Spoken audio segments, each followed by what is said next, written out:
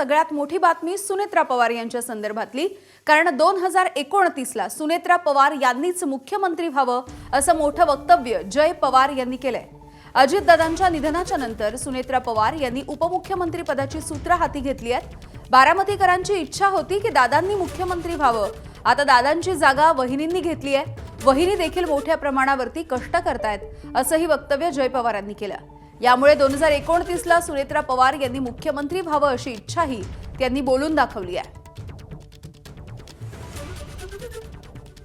सर्वच बारामतीकरांची एक इच्छा होती की दादांना त्यांनी एकदा मुख्यमंत्री म्हणून बघायला पाहिजे होतं आणि आता वहिनी पण तसे खूप कष्ट घेत आहेत। तर मला वाटते 29ला वहिनीच उभा राहतील आणि वहिनी आमची सर्वांची आशा आहे की ती जागा वहिनी मुख्यमंत्री म्हणून तिथं घ्यायला पाहिजे। तर मला वाटते 29ला वहिनीच उभा राहतील आणि वहिनी आमची सर्वांची आशा आहे की ती जागा वहिनी मुख्यमंत्री म्हणून तिथं घ्यायला पाहिजे।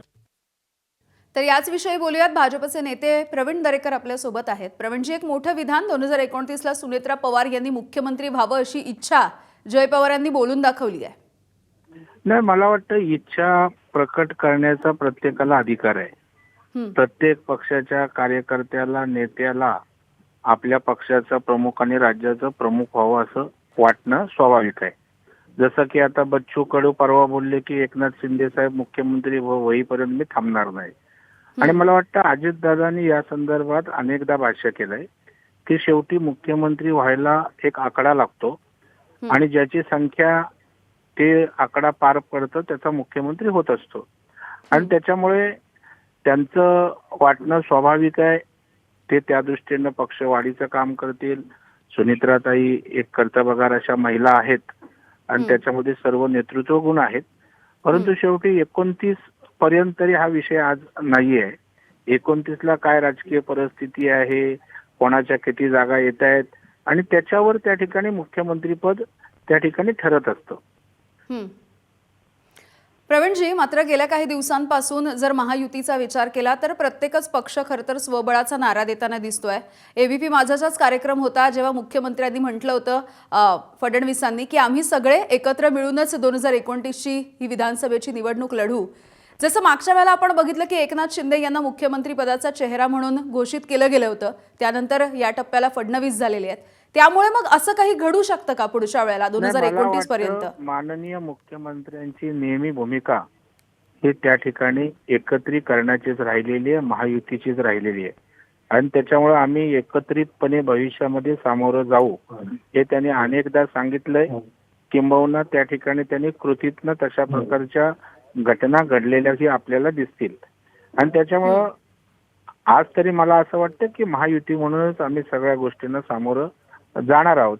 आणि एक गोष्ट राहिली, महायुतीत जरी असलो तरी प्रत्येकाला प्रत्येकाचा पक्ष वाढवण्याचा अधिकार आहे।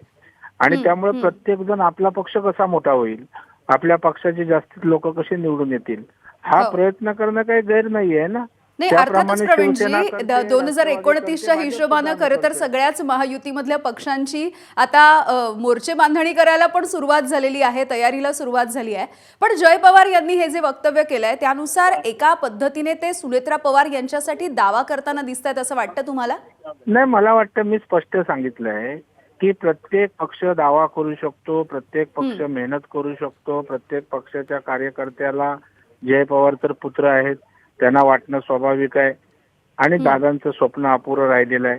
पण दादाही प्रॅक्टिकल होते। दादांना जेव्हा मुख्यमंत्री पदाचं बोललं जायचं तेव्हा दादा म्हणायचे त्याच्यासाठी आकडा लागतो, ज्या वेळेला माझा आकडा जमेल। त्यामुळे आता तरी महायुतीमध्ये अशा प्रकारचं कुठलाही बेबनाव असायचं कारण नाही, होईल असं दिसत नाही। राज्याच्या मुख्यमंत्र्यांनी आम्ही एकत्रितच पुढे जाणार आहोत हे अनेकदा सांगितलं आणि परवा एका मुलाखतीत सांगितलं। त्याच्यामुळं अनेक निवडणुकात चर्चा वेगवेगळ्या होतात, परंतु त्या ठिकाणी आम्ही एकत्रितपणे राज्यातल्या जनतेने जो कौल दिलाय तो शिरसावंदी मानून आम्ही राजकारणात वाटचाल करत असू। आणि तेव्हा मुख्यमंत्र्यांची भूमिका ही महायुतीची भूमिका आहे, बाकी प्रत्येक पक्षाची भूमिका आहे त्या पक्षाची भूमिका आहे। हो, अर्थातच प्रवीणजी, जसं तुम्ही म्हणताय की प्रत्येक पक्षाची भूमिका किंवा प्रत्येक पक्षाने दावा करणं एखाद्या गोष्टीवरती हे योग्य आहे। पण गेल्या काही दिवसांमध्ये किंवा गेल्या काही महिन्यांमध्ये सातत्याने महायुतीमधल्या वेगवेगळ्या पक्षातल्या नेत्यांकडून वेगवेगळी अशी वक्तव्य समोर येतात। मग महायुतीमध्ये काही आलबेल आहे का असे देखील प्रश्न पडू शकतात सर्वसामान्य मतदारांना। किंवा या पक्षाचे प्रमुख अशा प्रकारची भूमिका मांडतील तेव्हा त्याला अर्थ राहील. आता जिल्हा स्तरावर काही नेते बोलत असतात, काही विभाग स्तरावर बोलत असतात, काही बरं. दुसऱ्या तिसऱ्या फळीतले नेते बोलत असतात. एकनाथ शिंदे साहेब जे बोलतील त्याला महत्व आहे, सुनेत्रा वहिनी जे बोलतील त्याला महत्व आहे, देवेंद्र फडणवीस साहेब बोलतील त्याला महत्व आहे. पक्षाच्या प्रमुखांनी केलेलं वक्तव्य ही त्या पक्षाची भूमिका आहे. ठीक आता आहे. बाकी जिल्ह्यात तालुक्यात प्रत्येक जण तिथल्या राजकीय परिस्थितीनुसार वागत असतो, बोलत असतो. त्याच्यावरनं लगेच माहितीचं अनुमान काढणं मला वाटतं संयुक्तिक आणि योग्य ठरणार नाही. बरं. प्रवीणजी, धन्यवाद सविस्तरपणे तुम्ही बोललात यासाठी. तर सुनेत्रा पवार यांच्याविषयी जय पवार यांनी हे मोठं विधान केलंय. नेमकं काय म्हणाले जय पवार आपण पुन्हा एकदा ऐकूयात.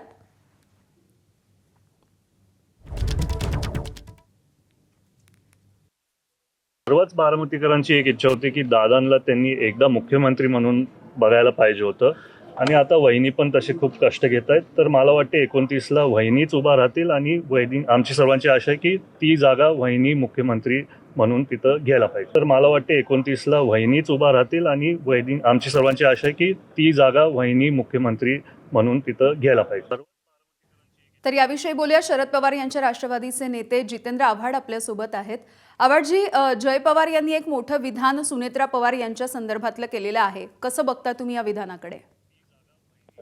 मला वाटतं मी या विधानाकडे सुनेत्रा पवार म्हणजे वहिनींबद्दल केलेल्या विधानापेक्षा त्यांनी तिच्या आईबद्दल केलेलं विधान आहे. आपली आई मुख्यमंत्री व्हावं किंवा वडिलांची इच्छा होती हे बोलणं काही चुकीचं आहे असं वाटत नाही. पोरांची इच्छा असते, राजकारण बाजूला ठेवी आहे, त्या पोराच्या मनातल्या आईबद्दलच्या भावना आहेत त्या. बरं.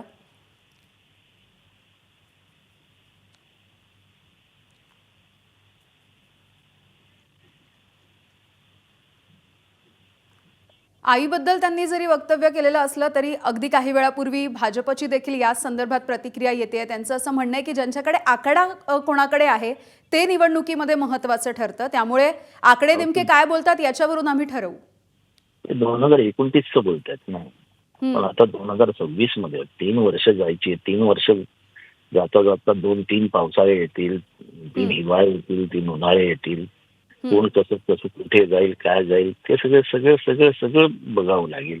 ती सगळी गणित आज मांडण्यात काय अर्थ नाही. त्याच्यामुळे म्हणून मी एकदम कटिंग इट शॉर्ट, हे थोडक्यात एका पोरानं आपल्या आईविषयीच्या प्रेमळ भावना व्यक्त केल्या वडील गेल्यानंतर.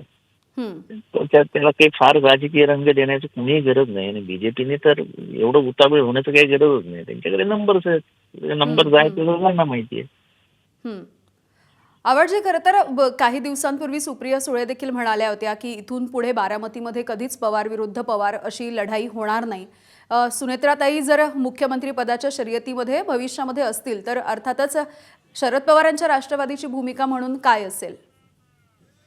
मी तुम्हाला साध्या शब्दात सांगितलं की हे इतका लांबचा विचार करण्यापेक्षा सध्या पुरतं मर्यादित आहे की एका मुलाने आपल्या आईविषयी व्यक्त केलेली ती भावना आहे. पुढचं कसं जाईल, काय जाईल, कोणाला काय माहिती आहे. ठीक आहे, धन्यवाद तुम्ही बोलात यासाठी.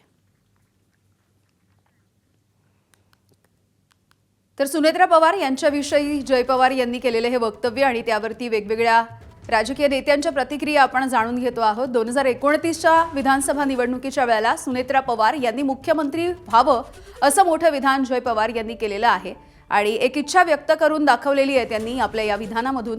अजित पवार यांचं अकाली आणि अचानकपणे अपघातामध्ये निधन झालं आणि यानंतर सुनेत्रा पवार यांनी सध्या उपमुख्यमंत्री पदाची सूत्र हाती घेतलेली आहेत. याच संदर्भात ज्यावेळेला जनता दरबार या सगळ्याचं आयोजन करण्यात आलेलं होतं तेव्हा जय पवार यांनी हे वक्तव्य केलेलं आहे. आता जय पवार नवीन आता राजकारणामध्ये सगळे त्यांच्या एंट्री होत आहेत. चालेल, आता काय आहे, आपल्या आईबद्दल तर आपले वडील आता नाही आहेत, त्यामुळे कदाचित तिला वाटत असेल की आपली आई मुख्यमंत्री व्हावी म्हणून त्यांनी जे काही मत प्रकट केलेलं आहे.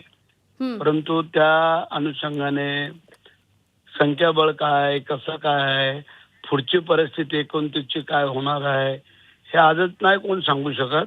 परंतु मत प्रकट केलंय त्याबद्दल काही दुमत नाही आहे.